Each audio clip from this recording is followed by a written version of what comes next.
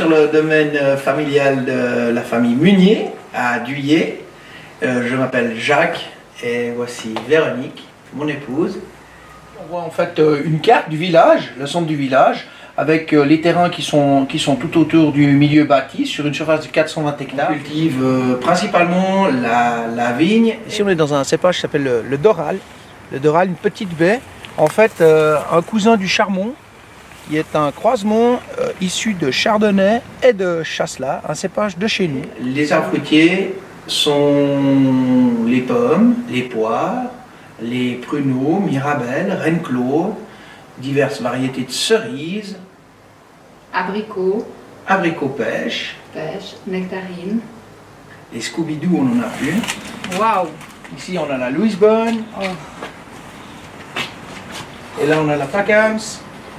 Donc, toutes des variétés de poires différentes. On voit aussi que les méthodes culturelles évoluent. On n'a pas de label bio, mais on est dans une lutte raisonnée, ce qu'on appelle, où on va un peu au-delà par des convictions personnelles. On n'utilise plus du tout d'insecticides en arboriculture, on utilise de la lutte par confusion, ainsi que des travaux du sol. On voit que voilà, les cultures ne sont pas des NEC plus ultra au niveau propreté, mais on a limité terriblement les actions d'intrants, que ce soit glyphosate ou autre. Donc de temps en temps, voilà, il faut y aller à la main.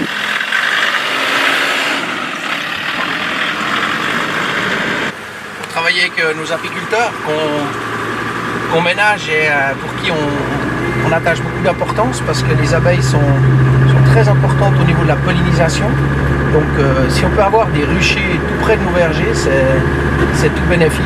Directement de l'exploitation, on fait de la lentille verte que nous avons là. On fait avec nos pommes du vinaigre de pomme. Nous faisons de l'huile de caméline, qui est une huile qui est très riche en oméga 3. On fait du cidre, petites bouteilles de cidre ou des bouteilles normales. On fait toutes sortes évidemment de confitures. Tous nos produits que nous cueillons qui sont trop mûrs, nous les transformons. On transforme aussi courgettes aigres douces. On fait des purées de tomates qui viennent aussi exclusivement de nos cultures. Nous faisons des cerises à l'alcool, donc là, et nous faisons, comme j'ai dit tout à l'heure, la résinée, donc que nous mettons en bouteille.